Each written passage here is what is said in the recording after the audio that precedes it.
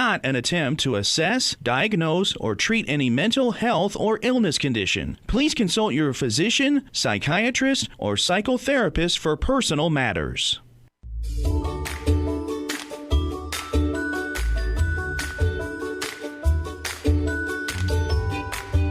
Inner Voice, a heartfelt chat with Dr. Foojan. Hello, everyone. Welcome to the Inner Voice Show. I'm Dr. Foojan Zeine. I'm a psychotherapist, author, and the originator of the Awareness Integration Theory. And hello to Sean, our director in the studio. This is a show about what matters most in our life, our minds, our thoughts, feelings, actions, relationships, and our fulfillment in this beautiful journey of life. Today, I will share with you the tip of the week about feeling gratitude toward life. I'm excited to bring you Ivan Maisel. He's a vice president, editorial, and senior writer at on3.com. He's the author of I Keep Trying to Catch His Eyes, a memoir about his grief about losing his son. I will share how to let go of emotional suffering in the Ask Me segment. Then I chat with Renee Simpson, author of I Want to Go Home. Renee earned her degree at the Australian College of Applied Psychology. She is a survivor and teaches everyone how to reclaim power after sexual assault. Please subscribe to my YouTube channel and podcast to connect with me through all of the social media. I'd love to hear from you. But first, here's the tip of the week.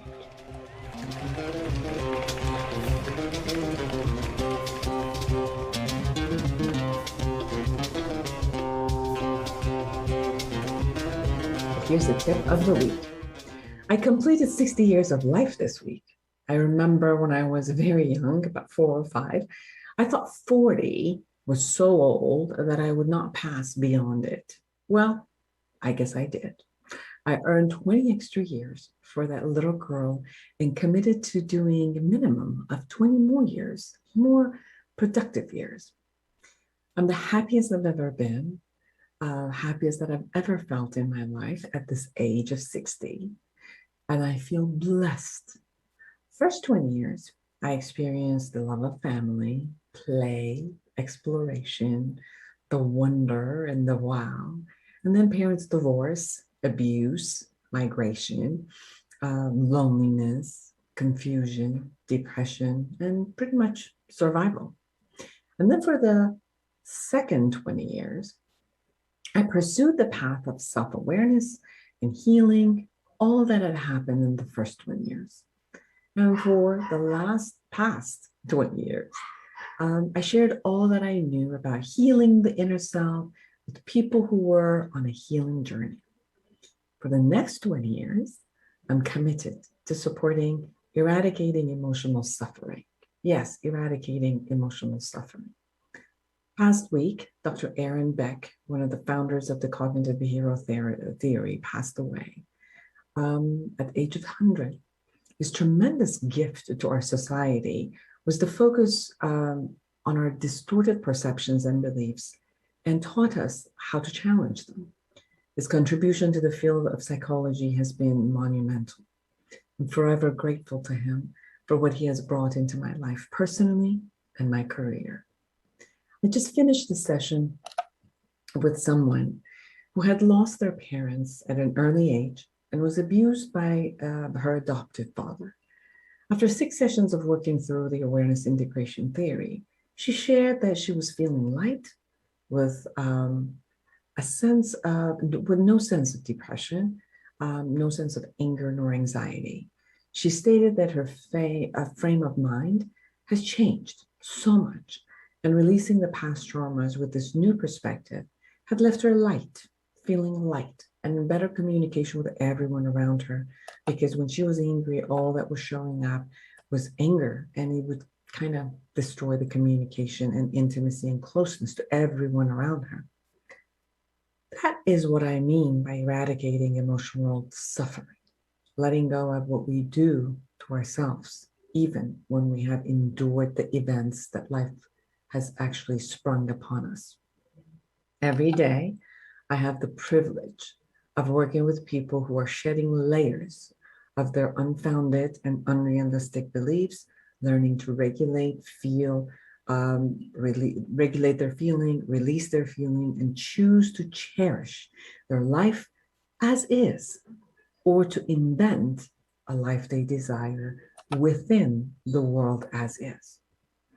The subjective reality that we hold makes up the present moment and the future. I had to shift focus toward what I wanted to create versus all that I didn't want and showed up in my life, or all the results that I had in my life and was not aware how I had contributed due to some unworkable belief system and action. I notice that I'm still incongruent in my commitment to stay physically healthy. Although all the tests show that I'm healthy, it's clear my eating habits are not up to par with my optimum health. There is still a wishful, magical thinking that I can fulfill my taste buds with no consequences.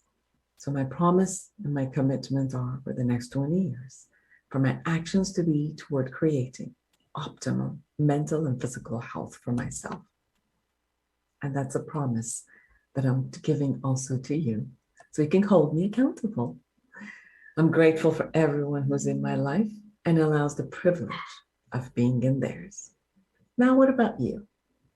How did you spend different decades of your life? What is your commitment for the next 20 years? What areas of your life you're on integrity and it is working for you?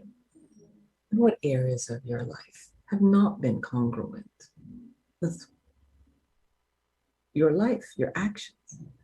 What have you said you're committed to and have not acted that way? What's your promise in that area? And what are you grateful for? For more observational and integrative skills, go to my book, Life Reset, The Awareness Integration Path to Create the Life You Want. Thank you.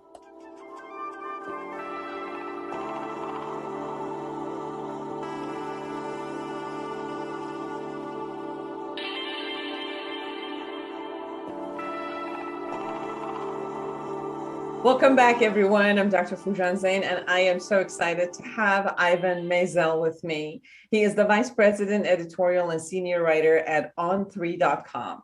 He has covered college football for nearly 4 decades, from 2002 to 2021, as a senior writer for ESPN, where he wrote for ESPN.com, appearing on television, ESPN radio, and on podcasts. He also served as editor-at-large for ESPN College Football 150 prior to joining ESPN.com.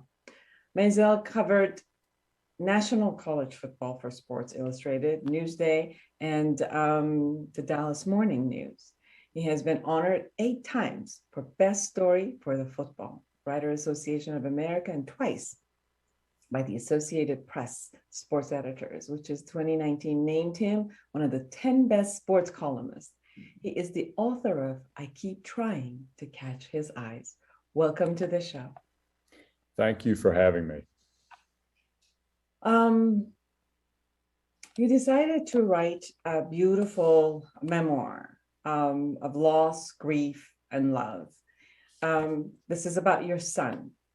So I know that most probably writing it also gave you some sort of a release or coming to closure or coming to a state of peace with your son's passing away. So what brought you to want to write about this? You know, it's interesting, Foojan. I really feel like I had to get to that place of peace, as you've so beautifully put it, before I could write. I think I needed to have my life sort of come back into balance before so that I would have the right perspective or the proper perspective to be able to write and see everything that had happened and try to explain it. One of the the reasons I wrote it, I suppose, were I didn't want Max to be defined by how he died.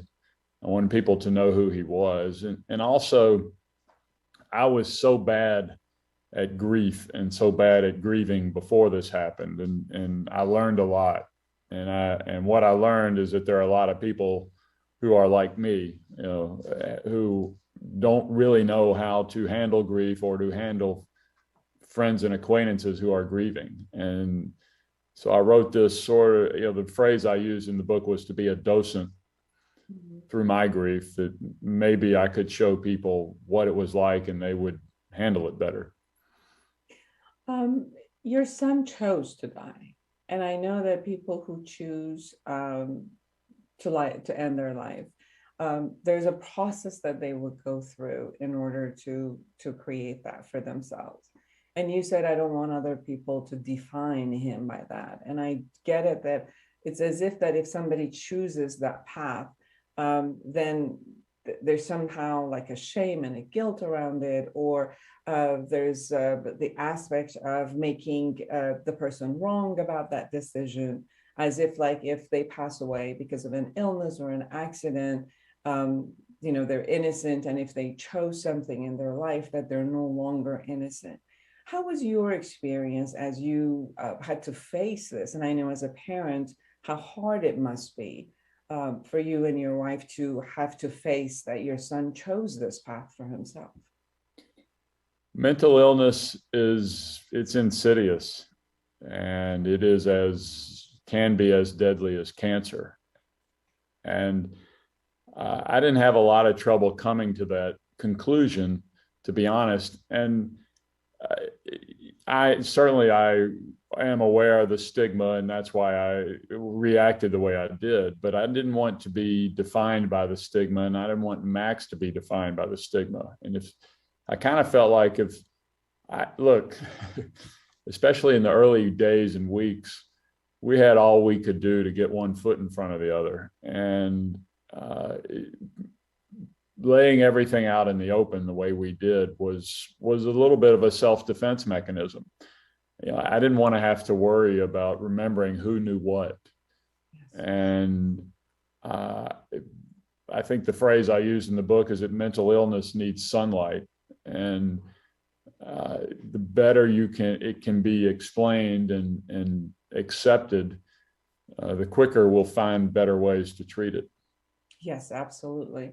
And was there a time that you were also kind of grappling with the concept of what your son was going through? Were you part of his kind of illness or attempting to have some recovery? Because I know mental illness is very different. If people have depression, if they have bipolar, if they're their addiction involved, and I don't know about Max, so that's why I'm looking at what a parent can see as a sign, or what is it that sometimes blinds us completely, because we know our children in a particular way, and we're consistently through as they're growing up, we're dealing with their ups and downs in a sense. So sometimes it just becomes like it's a regular thing because we've had to do this for so many years.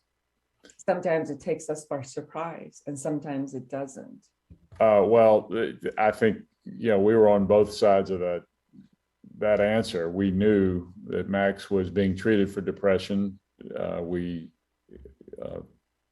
did everything we knew to do to help him, and yet, he was away at college, and we didn't know or didn't understand that he was spiraling. He had been home for winter break for 5 weeks, and he was a little more reserved and withdrawn than usual, but he was always a little shy and a little quiet. So it was a matter of degrees. Obviously you look back and wish you had been more proactive, wish that you had recognized things, but we were doing what we knew how to do to help him. And he was on medication for depression. And we were fine with that, had no qualms with it, encouraged him to get help. And he had been to the mental health, he was using the mental health services on campus. they missed it too. They missed the depth of his depression as well. So we don't know, nor do they, whether he was misleading them or that they just missed it. And it's a mystery that we'll never have the answer to. I remember I was working in a hospital. I've worked in the hospital with people who have a lot of depression and suicide for many, many years. And I remember a particular lady who had come to the hospital because of depression.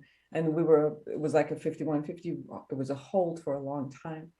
The whole team of psychiatrists, myself, and all of us had been working on every aspect of relatedness with this lady. And finally, after 1 month, everybody signed off that she's doing well. We had completely a plan as she went. She got a cat, her sisters were there, everything was available. And so she got discharged from the hospital and went right onto the bridge and threw herself. And it was so shocking for all of us because it wasn't as if we misread anything. I think it was more of she was determined based on whatever was happening with her, that no matter what, this was her choice. And then so we all had to honor her choice based on that. That's a good way to put it. I have a friend who is a psychologist, a woman I grew up with, is a psychologist at Duke University. And she called me as soon as Max disappeared and said, if someone is determined to do this, there is nothing, and she repeated nothing 3 times, you can do to stop them. And part of it, she said, is that we think of this in rational terms. And if they are at that point, they are thinking in irrational ways. And there's no way we can understand that. And therefore, there's no way we can act. We're just not equipped to act to stop it because we're not thinking that way. And I took great solace from that in knowing that it sort of underlined to me that Max was sick. And even if I had done more, and I certainly wish I had, that in the end, it's a tough illness. Yes, it is. And I think that many times the person is just, they're tired and hopeless. So they don't, Yes. from that place, their rationalization is, why would I want to hinder and move forward with something that is going to be there for the rest of my life? So I choose not to have this burden or have the burden on top with anybody else, because most people who are ill, they also become dependent on their parents and their, society and all of that. And many times if I've sit with people, they're like, I don't have hope and I don't want to be a burden to anybody else. So sometimes it's a very selfless act. A lot of people think, suicide is a selfish act. Sometimes when you sit with someone at the end of their life as they chose it, they still see it as something that I need to just move on because this is a burden on me and everybody else. So I know that from the other side of sitting with people year after year before they decide to do this, it's a tough space for them, and it's mostly their family and people who are left. So coming to your grief, you have been in a men's sports for most of your life, which vulnerability is not necessarily a certain virtue that is expressed. Let's say all human beings, experience vulnerability, but it's not a virtue people express. So how was it for you coming from that world to have to face your vulnerability and then beautifully share it? Well, thank you. That's well put. And, I would add, not only have I made a career in sports around football, which is, the quote toughest of sports, but I also grew up in the American South, and I also grew up in the second half of the 20th century, where you are fed a diet by media of what manhood is. John Wayne and Clint Eastwood, and you're stoic and you don't show vulnerability. What I learned through this just awful sequence of events is that toughness is showing vulnerability. Toughness is asking for help. And I kind of kept thinking all through this that however vulnerable I am making myself, whatever happens to me, it's not going to be as bad as losing Max. So what difference does it make? And that provided a shield of sorts in my head. I felt like my scar tissue was developing, and scar tissue may be ugly, but it's pretty hard, and it develops for a reason, to protect you. And I just felt that I didn't have anything to lose by being vulnerable, and I had a lot to gain from it. And that's a hard message in this society. I think we're getting better at it, and I think we're raising children who are better at it, at being vulnerable, because of they understand how the outbreak, for lack of a better word, of mental health they understand that they do need to get help. Absolutely. How was your process of grief?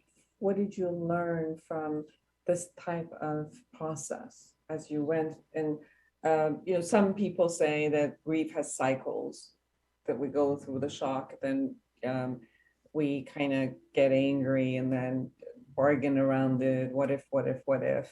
And then, we kind of go into this hopelessness of depression of, I can't do anything. I got to face it that I can't do anything. And, as we go back and forth with these cycles, finally we come to acceptance. Were these similar to some of the process you went through, or you had a different process as you recall, or you're still in the process of grief? Well, of course, I don't think you ever really emerge from the process of grief. I think you learn to carry it with you. I figured out pretty soon that it wasn't going to end, and there was a poem written, Edward Hirsch. There's a beautiful poem, and he said that grief is carrying a bag of cement up a mountain that never ends. And that really resonated with me. It made it clear that I just had to get used to the burden. And once I did that was a big step for me. And then the other was just the realization that the amount of grief that I had was equal to the amount of love I had for the son I lost. And I just sort of formulated in my head that grief is love. Grief is a very painful form of love, but it is the love that we have for the person we lost. Once I came up with that, I relaxed considerably, and it allowed me to, rather than resist the pain, which we're all want to do, just let it wash over me and lean into it and understand why I felt this way. And thinking of grief as love really made a big difference for me. Beautiful. Ivan, I know that people grieve in a different way. It doesn't always look the same from the outside or even feel the same from inside. Was there a difference between the way you are going through the grief than your wife is going through the grief? Because I think it's important for people to see there's so many different ways of grieving and going through this process. Absolutely. I mean, we couldn't have been more different. And we gave each other the permission to be different, which I think was the key. And David Kessler, who is one of the leading experts on grief, said that losing a child in and of itself is not what causes parents to split. It's judging each other's grief after you lose a child. And we have been together a long time and just understood that we are different. And all grief is as individual as the person doing the grieving. And so we gave each other space. I didn't need to know all the details of what happened to Max and the days and weeks leading up to his, him ending his life. Meg, my wife, needed to know that. And she turned over a lot of rocks. And I just said, okay, if that's what you need to do, then you do that. And she was fine that I didn't need to do it.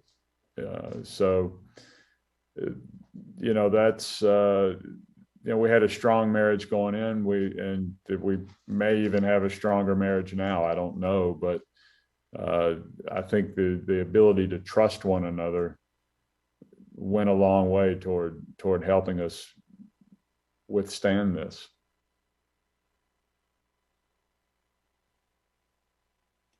Absolutely. You're so right on that. Everyone, I Keep Trying to Catch His Eyes, a memoir of loss, grief, and love by Ivan Maisel.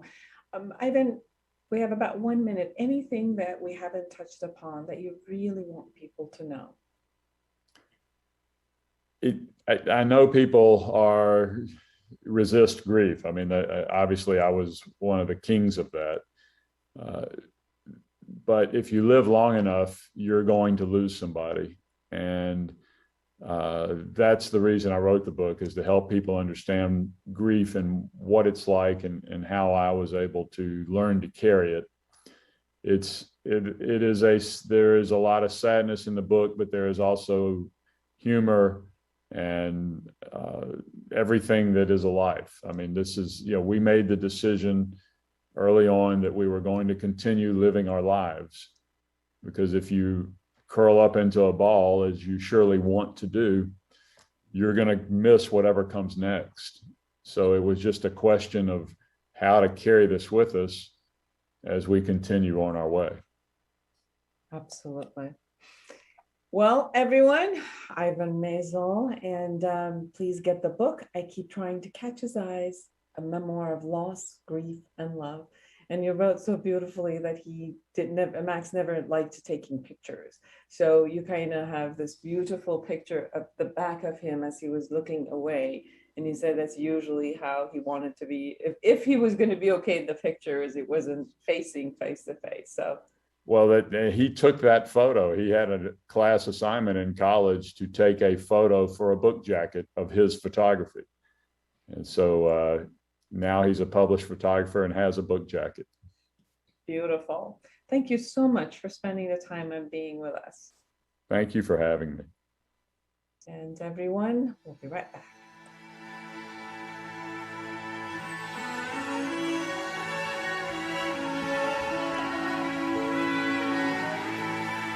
Well, in the Ask Me segment, you have asked me, how do I let go of this type of suffering? Although there are a lot of things that happens in my life that I didn't create. I didn't create the pandemic. I didn't create people dying. I didn't create, loss of my job. There's a lot of stuff that happened and I suffer. And so when you say you want to eradicate emotional suffering, how is that even possible?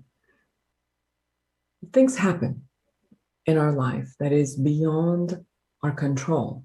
It always happens. It will always happen. There's no one on the face of the earth that you could say that is in control and in managing every single aspect. And there's a distinct difference between natural experience of emotions, feelings that we have about things that are happening, but suffering is different. Suffering is when we add certain type of a generalized belief, a negative belief to the matter about ourselves or the world. That's where suffering begins. It's not like an event happens, we feel the way we feel. If it's uncomfortable, of course, we're going to feel all the uncomfortable feelings. And we're going to do something about it, or we're going to accept it. And the feeling comes and goes based on the patterns of things that are happening in front of us.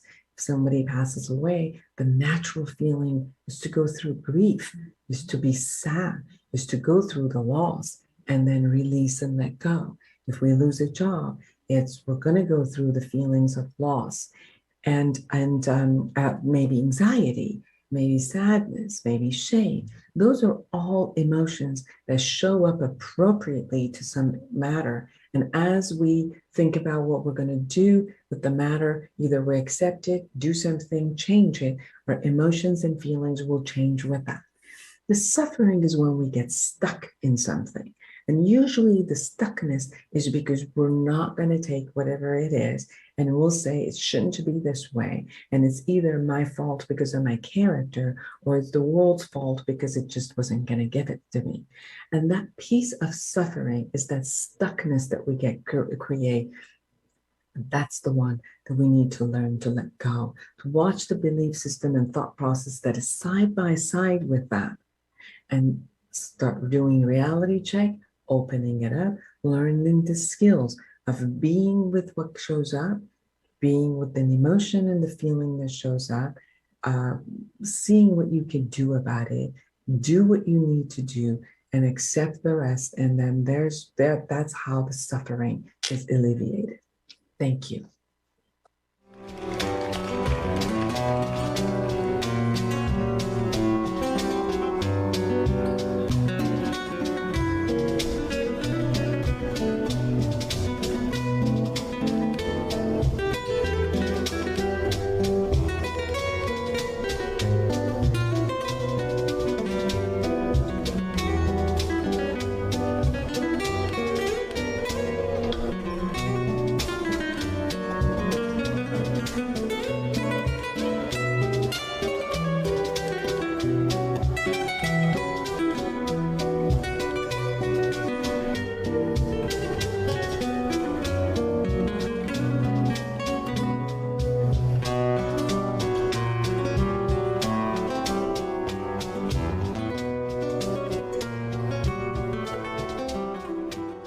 Welcome back, everyone. I'm Dr. Foojan Zeine, and I'm excited to have Renee Marie Simpson with me. She is the author of I Want to Go Home.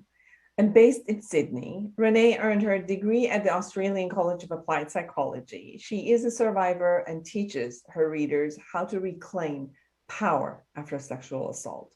Renee has a professional background working as a school counselor for over 5 years and now works for a local government in youth development, building partnerships between education providers and support services to encourage help seeking, build resilience, and build safer communities for all. Welcome to the show. Thank you for having me. This is a very important topic about what we go through as someone who has gone through a sexual assault, sexual molestation. And I can say this, that going through a molestation is very different than an assault. So as we look at these two factors, could you share a little bit about what someone who has been a victim of this matter goes through? Sure. Personally, for me, it's lifelong, the impacts. And from my own research, it's psychological, it's physical, emotional, it can be financial, mental, spiritual. And I think these are the challenges that our society doesn't recognize as such. There's so many complex challenges that survivors need to overcome before they tell their stories or before they report, before they can even accept what's happened to them as being part of their story. So I guess what I'd like to share is those challenges that we do face. So some of those are the stigma around time, the timeline. So we need to just get over it if it happened a long time ago. That we're seeking attention when we do speak up. That we could be called liars. We could be after money. We're afraid of the judgment from our community. We're afraid of not being believed, criticized, blamed. We're afraid of asking for help. We're afraid of being labeled when we do as crazy or weak. We're afraid of the justice system that has often let many survivors down. Not to mention, if you're from a minority, then there's even more complex challenges to overcome. We're afraid of the media and how the media portrays us. So ultimately, we're afraid to tell our stories. And then, as I mentioned before, there's these long-lasting impacts, such as the damage to our sense of trust in ourselves and in others, which can have a huge impact on our relationships. We also have issues with this damaged sense of safety as well, like trusting the world around us. And, you know, our sense of worth, it can destroy our confidence, and ultimately it can destroy our sense of hope. So not to mention those things, but we also have our coping skills, you know, and with survivors, like living with already so many of those impacts, we tend to cope in unhealthy ways. And so this just adds more issues and problems for us.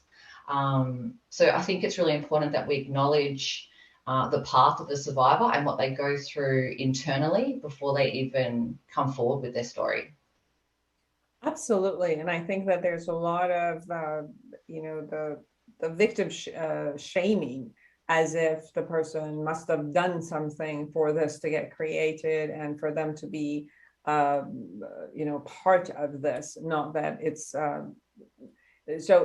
I've worked with a lot of sexual assault survivors where when we went to court or talked to the attorneys, it was almost like the person had to defend themselves somewhat about what had happened to them. And I think that's very sad. And it puts a lot of pressure, like you said, in a person coming to that. And sometimes even beside the legal aspect, I've worked with people that they keep questioning themselves of,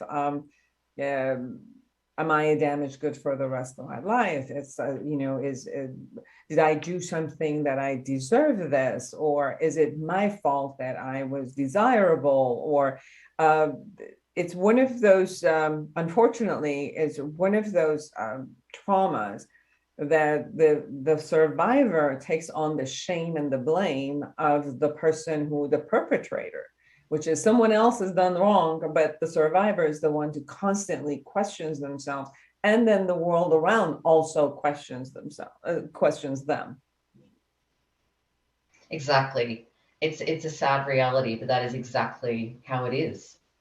Yeah. How was your experience about reporting the sexual assault? And what are your suggestions, as you stated in the book, in what should a survivor look for and how to hold their courage and stamina and belief in the truth of who they are and take a stand for themselves? Yes. So my experience was as a child. That was my first experience as a 6-year-old. I didn't come forward until I was 8 years old. And I just want to pay huge respect to that 8-year-old that was super brave, that did come forward. Once I had the language to talk about it, I think at 6, I didn't have that language. We didn't have that education or that awareness. I personally didn't. So when I did have that awareness, simply from watching a movie where I went, that happened to me, and cried my eyes out and told my mother. So nothing happened at home. So it was just sort of acknowledged, and it was just swept under the carpet. My mum had her own trauma, so it was very hard for her to hold space for mine and sort of act on that.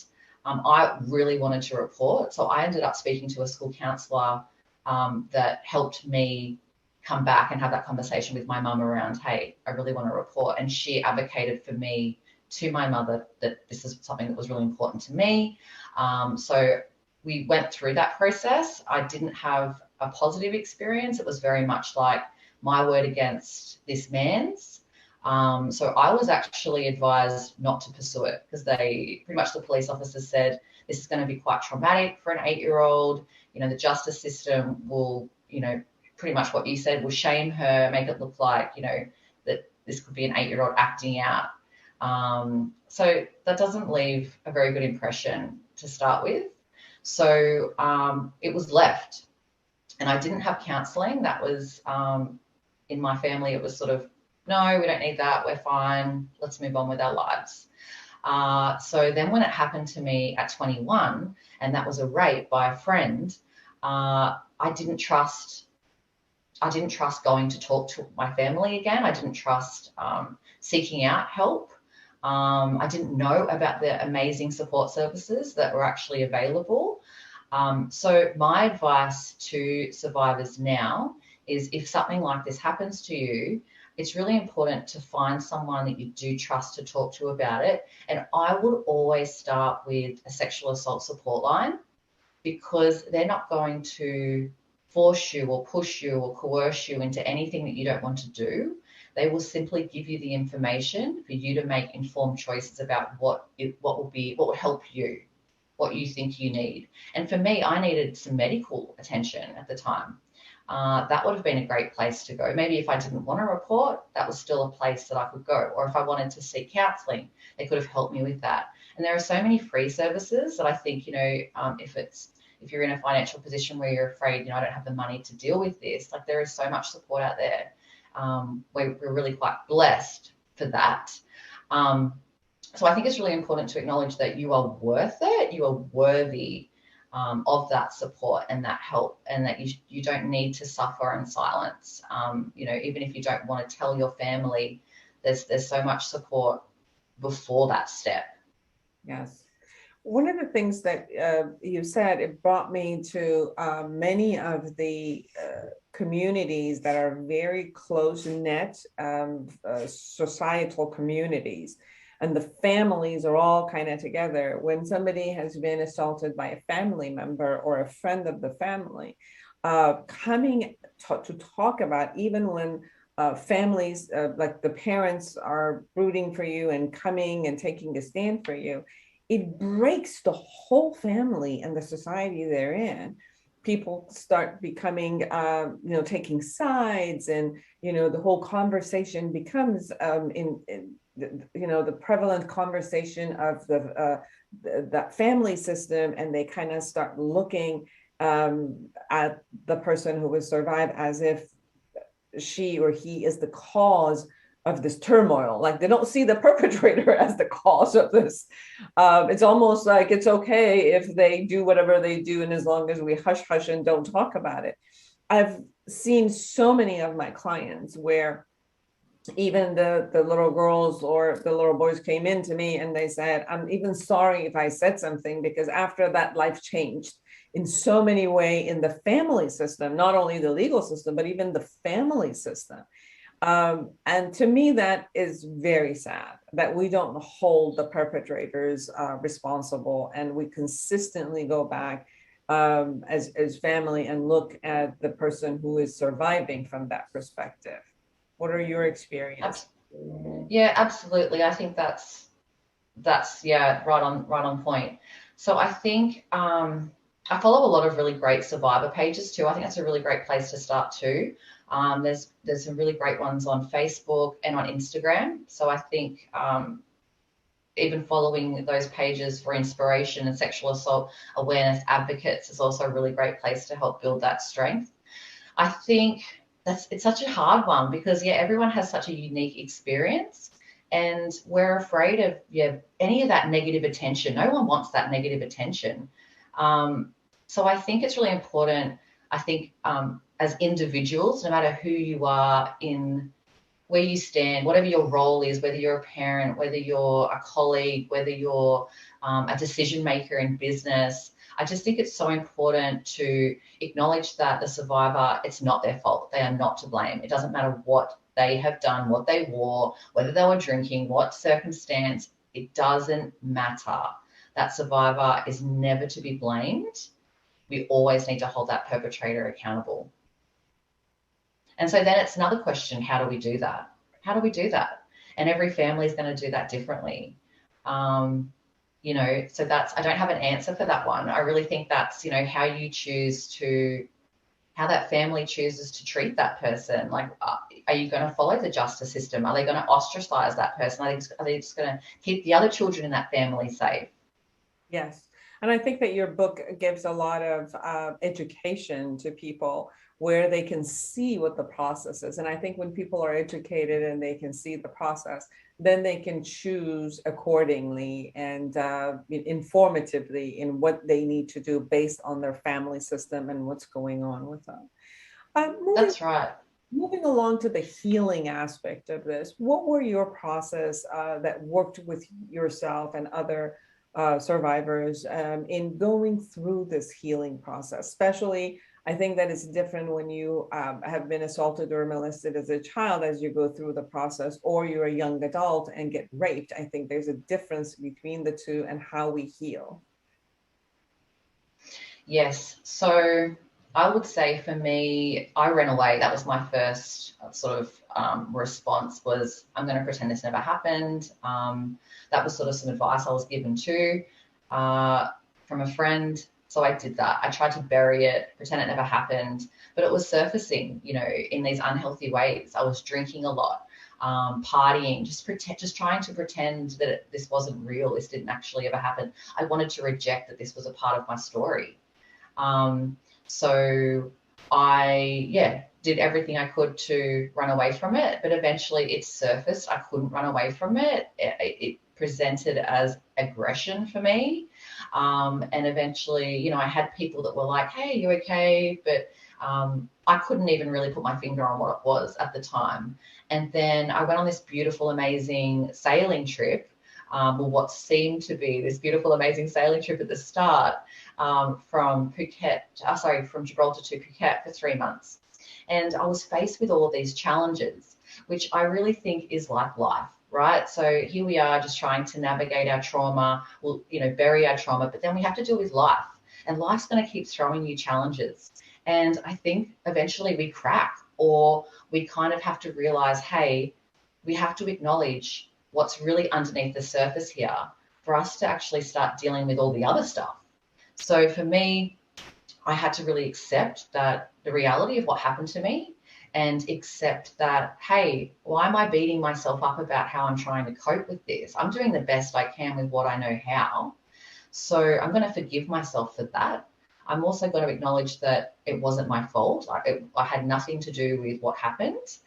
It was the perpetrator that was at fault, that did the wrong thing. I didn't rape myself.